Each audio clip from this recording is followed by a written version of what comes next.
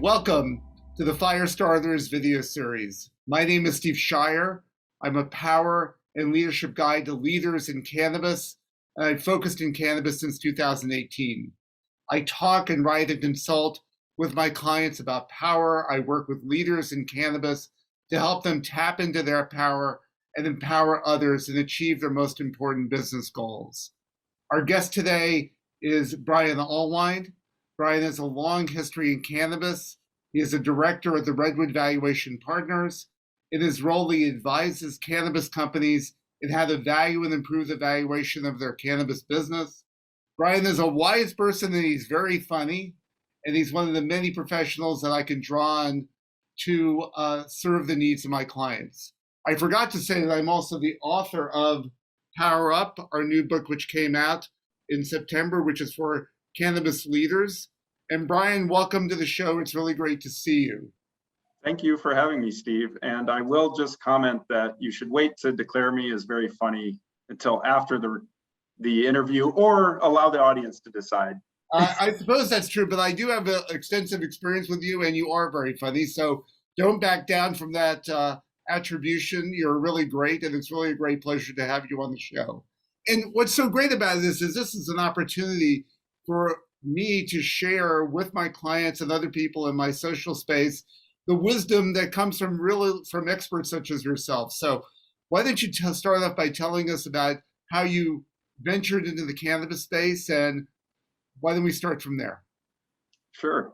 Well, I could go all the way back to my first job, which involved pulling weeds in the parking lot of my father's business when I was a kid. But it wasn't that type of weed. And I don't think we want to hear my whole life story. See, you were funny. See, that was funny. But so I grew up in the Midwest. And so I was naturally around agriculture and farming. And early in my career in public accounting, I did quite a bit of work in agribusiness, all elements from seed to sale to ancillary services and products and brokerage of crops. I saw a wide range of agribusiness industries. And then more recently, a few years ago, I was with a firm that had a cannabis practice specialty. And so it made a lot of sense to me just from that early agribusiness experience. And when I joined Redwood Valuation in January of 2020, we had some folks on our team that had been working in the cannabis niche for many years, a decade or so in California, Denver, and other markets. And so I took the reins to say, hey, I'll help lead this practice and pull these experiences together. That sounds great. And I really would love to hear, this is definitely, the valuation of companies is something which is both an art and science. And so how has it changed in cannabis? How have you been able to wrap your arms around evaluating cannabis companies? What's the secret to your success in that arena? Well, I don't know if there's a secret to success, but it definitely is a challenging and unique and interesting environment valuing cannabis businesses today versus even other industries where it is, as you say, both art and science. And so the art side of it is even stronger right now in cannabis industries. For instance, people like to talk a lot about what type of earning multiple or EBITDA multiple is the valuation of your business. And let's just pick numbers out of the air and say that might range from 5 to 10 times EBITDA in regular markets and regular conditions for a mainline industry. Well, in cannabis, we see multiple valuation multiples that range anywhere from 1 to 20 times revenue and many outliers beyond that. So it is extremely challenging, and it's so fact specific and market specific that we really have to look at each one on a case by case basis. Yeah, it's really fascinating. And if I had a cannabis company and if I wanted to have it valued, what should I do to really drive the valuation of my company up? So several of the main drivers of valuations are growth and cost of capital, which is the inverse of a multiplier. And then reduce risk. So if I'm a business that has a single customer and their orders fluctuate wildly from year to year, and the business entirely depends on me, that's an incredibly risky proposition, and Right. I can expect a relatively low valuation and low interest by prospective buyers. But if I have, a rapidly growing business in multiple markets with a wide range of customers, an incredible opportunity, and building out a system, well, that's a totally different story. So each of those things, and most businesses fall on a spectrum, within that, of how mature they are and how sophisticated their management team is, and where they're going. And when do people typically reach out to you? I imagine it's either when they're searching for investment or if they want to buy out a partner, but what are some of the typical scenarios where people reach out to you for evaluation? Yeah, those are two of the most common, and I have projects going right now in that type of space where some shareholder disputes, folks got into business together, and now for whatever reason, someone needs to leave the team but has ownership. And so in some cases, those have been amicable, and they've agreed to work with myself as a neutral expert, and they'll live with the outcome of our valuation analysis. But in other cases, they've lawyered up, as we say, and are only communicating through attorneys, and maybe both sides have retained valuation experts or multiple experts to try to get to an outcome that they want. Strategic planning as well. Working with a client on the East Coast that has some licenses and has raised some capital, has started the build out of their operations, is going to be seeking more capital to grow and expand, and is wondering what's their value now, what might the value be in the future, and then depending on the investment structure that they accept or bring on board, what will the value be for them? There are complex investment structures that these companies will consider, everything from convertible debt to preferred stock, common stock, options and warrants, and all manner of different types of ownership. Interesting. So those are that's the landscape in which you're operating, and those are the services that you can provide. What do you think? What advice can you give to the people who are listening about the future of cannabis and opportunities that you see in cannabis right now? So in October, I attended MJ BizCon, and as part of that, they had a special breakout day preceding the conference with a finance track. So I attended the finance forum day, and it was fascinating. We had 8 different sessions with a range of professional service providers, as well as quite a few venture capital investors, fund-of-fund investor, and other players in the space. And the consensus seemed to be that this is a rare opportunity to be an early mover in an industry where large institutionalized capital cannot play because of the legal, and regulatory oversight issues that are going on right now. So one presenter was basically saying, buy, invest. Now is the time. And others were commenting that the industry has not normalized yet in terms of, if I was starting any other type of business and I need labels, or I need payroll services, or I need any type of professional services or products to get my business up and running, I just go find them and use them. Whereas in cannabis, it's still not so easy. You have to navigate a landscape of which providers are willing to play in the space, knowledgeable, extra regulatory hurdles to jump through. I've heard several owners just this past couple of weeks talk about, I wanted to run a business, but I'm also, lobbying, doing, Right. doing everything under the sun except Right. for running businesses some days. Mm-hmm. Yeah, absolutely. But it seems like it is a great time and a great opportunity to invest. And are you seeing much in the way of mergers and acquisitions in the space in this time as well?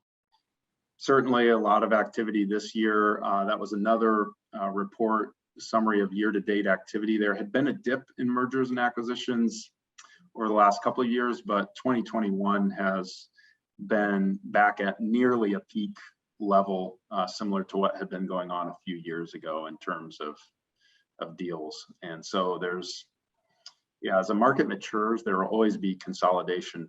People are trying to gain market share, efficiencies, economies of scale, all of those things. So one of the things I see in my consulting work with people is sometimes people have very unrealistic ideas about how they're going to make a ton of money in cannabis. And they think, as somebody I know quoted in my book, they have land, they have seeds, they have water, they're planting, they're going to be a millionaire. It takes a lot more work and effort to create a business than just having the raw materials. You really have to be able to get out there and to position your product and to build an organization. And I, work with people on how to build an organization. But if you had two pieces of advice to people starting out in the business or people who have been in the business for a number of years about how they can maximize the return to their efforts, what would you say what would it be? Well, I'm reminded of one thing my entrepreneurial father said, which is not original to him, but cash is king. A lot of people get excited about, I'm going to go raise capital and find investors and build this empire. And an investment banker I was speaking with recently reiterated the point of cash being king in terms of the time you're going to spend as a founder going to chase capital. How much revenue would you generate if you were spending that time knocking down doors just to build the business? So cash flow management, all the things that go into business basics, as well as making sure that revenue growth, top line growth solves a lot of other problems. Yeah, absolutely. But secondly, something that I wish I had realized a little bit earlier in my career is, and this is not a free plug for you, although I think it works, is that there's so much value. Plugs are great. Please feel free. There is so much value in coaching. You look at professional athletes and sports teams at high levels in collegiate athletics or others. How many people are on that bench and around those athletes? How many superstars, surround themselves with physical trainers, dietitians, mental coaches, everything you need to succeed. And so we can't all go it alone. And so I've really taken to inviting those types of people in my life that can help keep me focused on my goals and advancing, whether that's peer groups and friends or paid services. There is value to that outside perspective, no matter how talented you are or what experience you have. I think it's very true. And thank you for saying. You certainly, in all your dealings with company owners, you've seen people who have likely abused power and people who are underpowered. And what is power to you? And how do you manifest power in the work that you do? Yeah, I know that's the heart of your book, which I enjoyed and highly recommend. So I can only scratch the surface, and my thoughts are roaming about on this. So I'll try to come up with a cohesive answer. There's a few things that come to mind. One, there's power in terms of the way I work within our team. When I have a valuation project, I'm working with the clients, I'm working with my team, and there's just little power dynamics every day of what's going to motivate my team and myself to put forth our best effort to work for that client.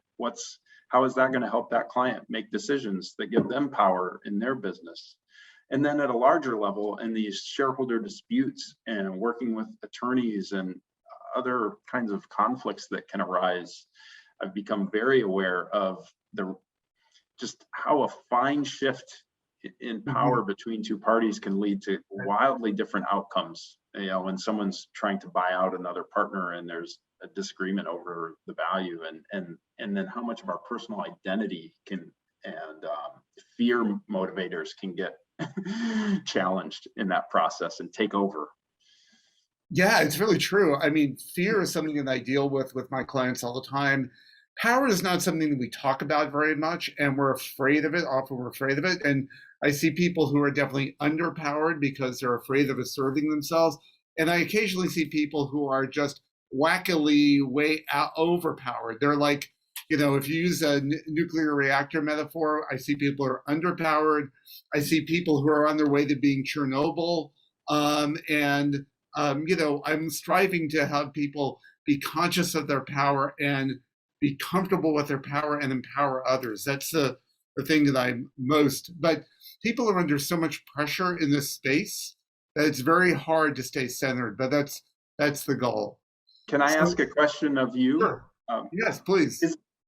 Is it possible, hopefully so, is it possible to shift people's power presentation? You know, I think about my natural personality as more of a mediator. I like to get along with people, you know, not as conflict oriented as some folks might be. So if you have someone on an extreme, maybe some folks can't be helped, but are there others that you do see tools and techniques where they're able to Oh, move it? absolutely. I mean, it's all about what I position myself as a guide. I'm not so much of a coach on the sideline. I'm a guide to help people move forward with their careers. And yes, at some point after we've talked about all the philosophy and we've talked about how they feel and we've talked about their fears, then the next point is what are the 2 or 3 actions that you're going to take to advance your power? That could be really understanding a major initiative that you've got to attack, or it might be empowering other people on your teams and actually talking to them about what you expect of them.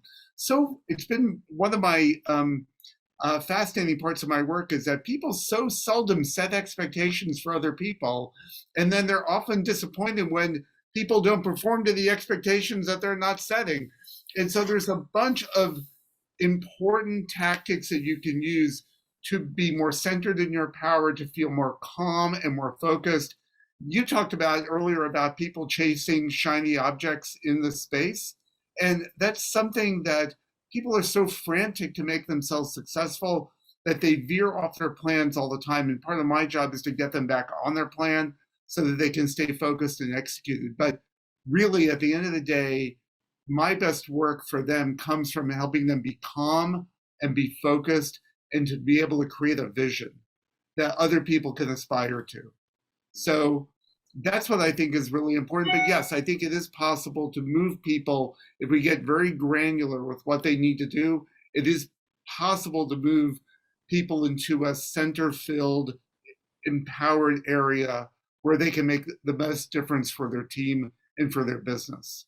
And I see it happen all the time because people are stumbling and they want to do better. They're fearful, they want to be less fearful. And if there's somebody there to be a guide for them, then they'll do it. Yeah. So yeah, anyway, Brian, it's been a great pleasure to talk to you today. Before we go though, I want to give you an opportunity to talk about your goals for next year and what you're hoping to achieve in this space. Yeah, so my goals are to continue building a practice so that we can provide really excellent valuations, as well as the types of market insights that our clients want to hear about. You know, when I'm working with clients from Seattle to Boston, they all want to know what's our potential, where is the market going, what's our valuation multiple. And so I've had tremendous success in 2021 building a network in the space so that whenever questions arise, you know, we can all sharpen each other. And so my goal for 2022 is just to continue building out a national practice, providing clients with top-notch valuation services. Wonderful. And Brian, how do people reach you? So I'm on LinkedIn, Brian Alwine, A-L-W-I-N-E. Name is fairly unique, so pretty easy to find there. I'm on our website is redwoodvaluation.com. I'm at brian@redwoodvaluation.com for email. So those are a few of the ways to find me and our firm. Wonderful. All right. Well, Brian, thank you very, very much for making the time today. I know that the listeners will have gotten a great deal from our chat. You are very funny. Don't let anybody tell you differently. And it was really a wonderful few moments to chat with you. So thank you for making the time. Thank you, Steve. It was fun.